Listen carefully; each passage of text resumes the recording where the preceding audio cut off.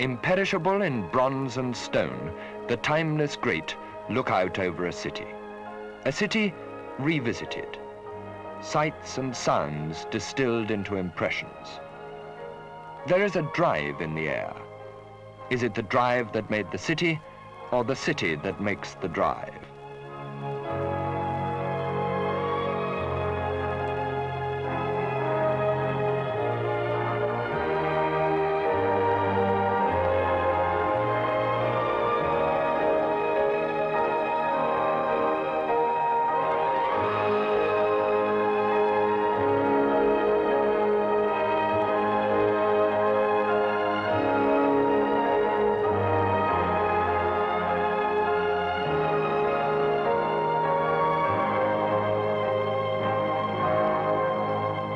No anonymous conurbation this, but Liverpool, vital city and port, on the northwest's Mersey, 43 square miles of teeming life, vibrant, colourful, resilient and diverse.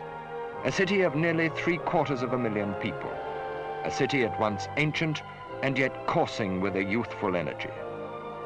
Has this Liverpool sprung from its people, or have the people sprung from Liverpool? What is there in the northwest to create this exciting atmosphere? The drive is from the spirited leadership of the people of this great city, a Celtic city, a European city.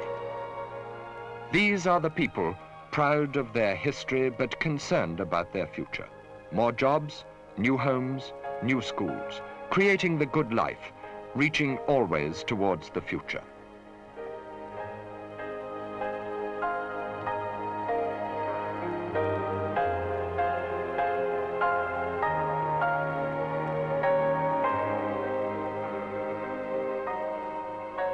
And springing from this spirit, the region's popular music reflects the energy of Merseyside and of the people who work hard and play hard.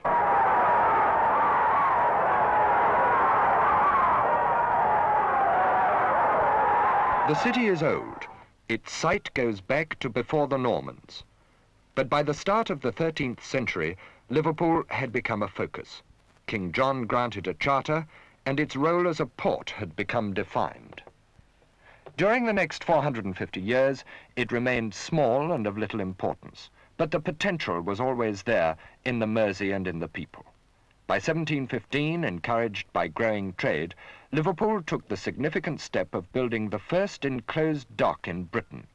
This was the start of Liverpool's first golden age. With developing trade, new industries and commerce came to the city, spreading out from the tight cluster of shipping offices round the old docks. On this mounting wave of prosperity, the city set about a great expansion of the docks to take new ships like the Great Eastern, as steam took over from sail. Inland, the coming of the railways and metalled roads radiated out to coal mines, foundries, and the mills of the north. Liverpool had become a powerful city, but a city centred on maritime trade. This was, then, its strength and its weakness. Industrial and social change was already in the air by the outbreak of the First World War. For the next 4 years, Liverpool was kept at full stretch with a volume of trade greater than anything known before, until the armistice. While the people celebrated peace, the clouds of depression were looming as international trade perished and Merseyside suffered more than most. But the city held on and planned for the future, with new work and new homes for its people. The die was cast in 1936 when the city made another far-sighted decision, which was again to bring prosperity to the Mersey. At that time, the government was unable to help, so the city itself raised many hundreds of thousands of pounds to provide land for new industries, to finance new factories, and mastermind a new industrial revolution. Never again were Liverpool's eggs all to be in one basket. The first project was at Speke, on the southeast of the city. In the early 1930s, it was a lonely hamlet. Now it is a thriving community. Speke, the first example of civic action to pump new life into an ailing society. In the years which followed, it set the pattern for other communities to be developed at Aintree and Kirby. New industries of every complexion were attracted to the vigorous bustle of a city which never had time to pity itself.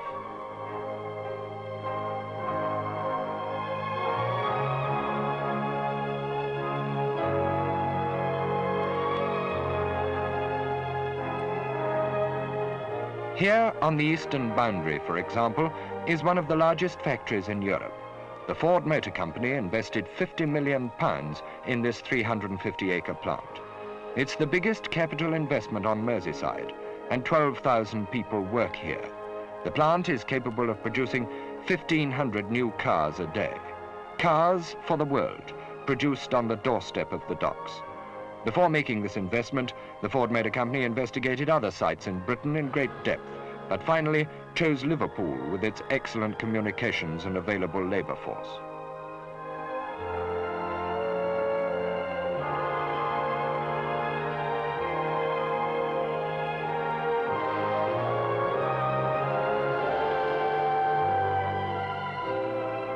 Other cars, too, roll off busy production lines. But these are made by Meccano, old-time residents who have kept pace with the changing taste of children everywhere. Dinky toys are exported by the million. They've won success with the meticulous detail and scale of their models and careful hand painting to give the authentic finishing touches.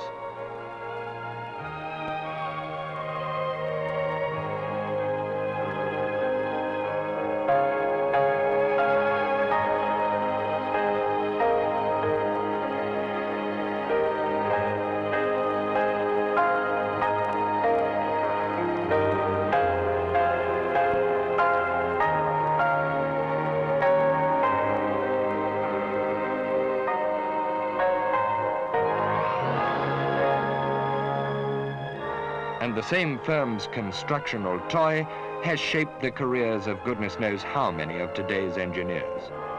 First produced in an unpainted natural steel, then in blue and gold, then in red and green, and now gay in space-aged colors. And even these colors could come from Liverpool.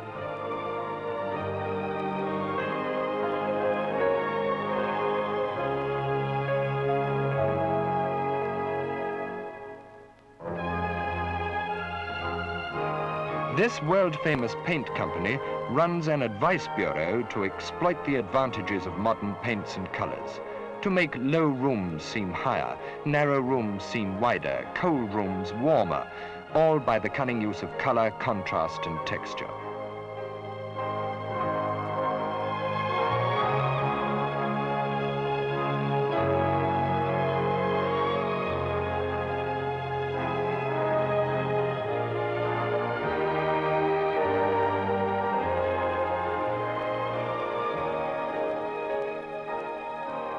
And these high-speed machines knit nylon stockings from white yarn.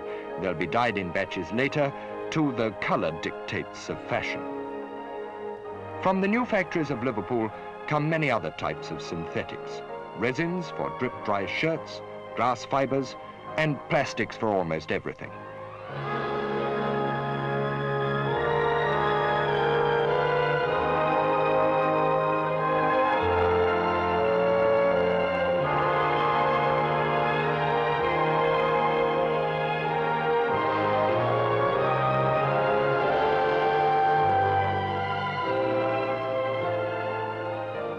Excellent as the Liverpool climate is, there are as yet no orange groves. But that's no problem for a city with Liverpool's communications.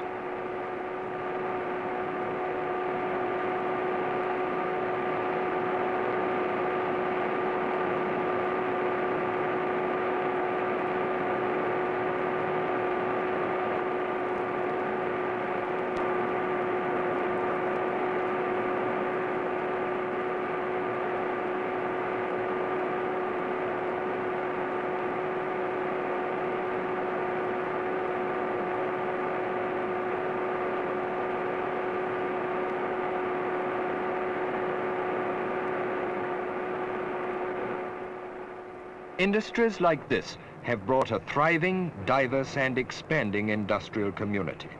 The city is host to hundreds of firms whose activities range over the whole spectrum of British business, from timber to matches and furniture, jams, biscuits and cheeses, every sort of food processing, where, just as at you-know-where, automation and good mechanical handling means that people's work is used productively to satisfy the wants of the world and his wife.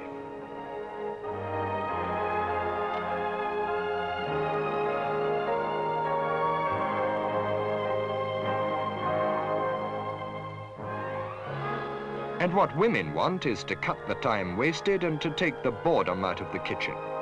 Manufacturers speed a constant flow of labor-saving domestic appliances, washing machines, refrigerators, and cookers with the built-in cordon bleu.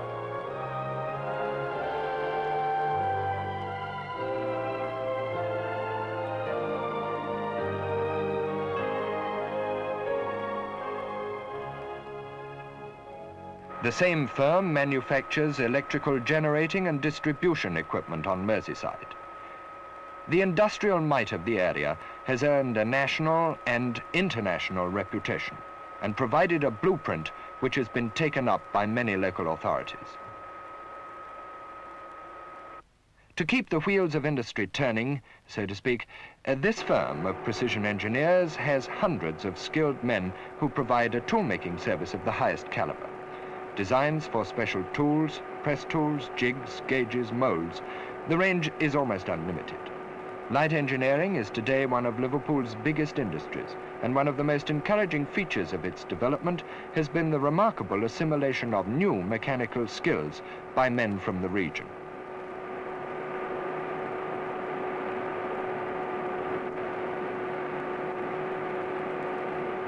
The same adaptability to new skills has found spectacular growth in the chemical and pharmaceutical industries. From their research has sprung much progress in the development and production of antibiotics and specific drugs. High on the list of priorities comes the fight against influenza, and here eggs play a vital part in the production process. The results could have worldwide implications.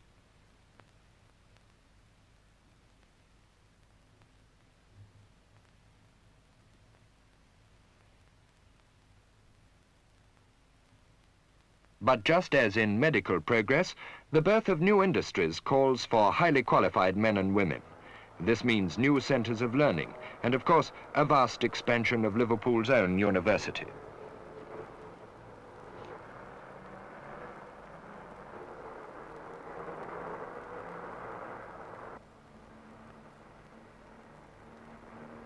Modern tools like the digital computer serve the departments of the university. But computer time is also available to all those in industry who require it.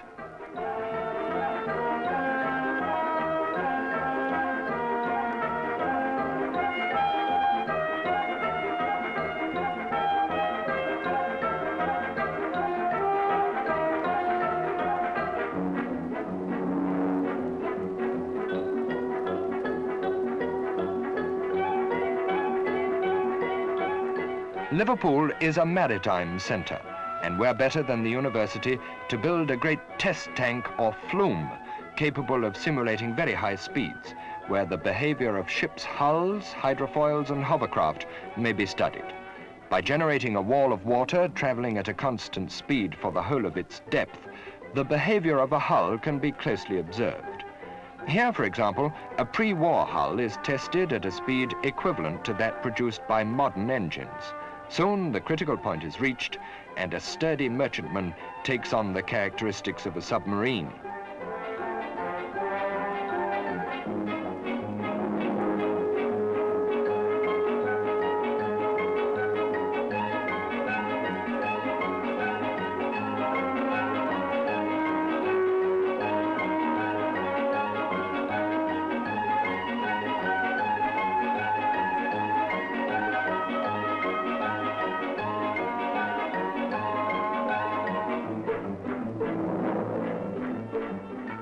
The vast road and rail links built up over the years and branching out to every corner of the country are being developed still further to speed the products of these modern industries to their markets.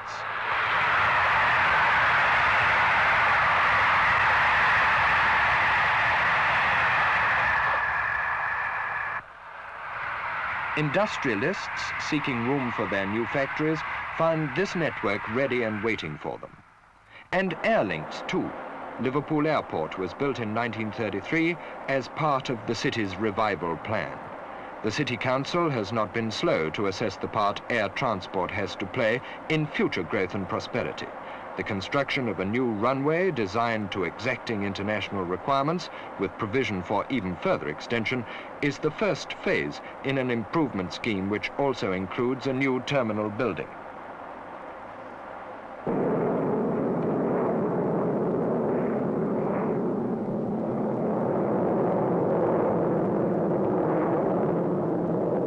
With the advent of new industries, new trade has been brought to the docks. More and more of the world's ships steam up and down the river, bringing in raw materials and carrying away the exports manufactured in the factories. Liverpool's 36 miles of quays handle 30 million tons of cargo a year. To meet the demand, further improvements are in hand and a port extension scheme is underway.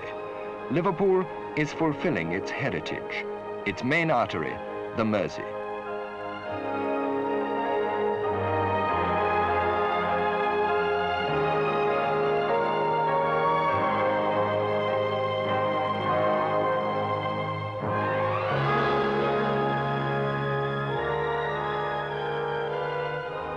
And all this resurgence is reflected in the city centre itself.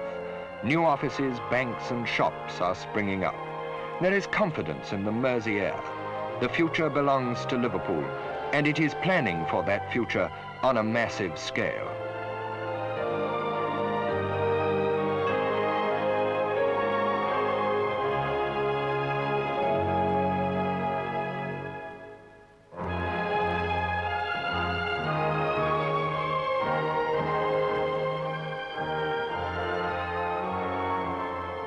Here's another of the city's visionary schemes in the making, the complete replanning of its commercial heart. In this city of change, the best of the old is retained and the rest swept away to create air and space and make way for new and graceful buildings and a traffic system far in advance of most contemporary practice.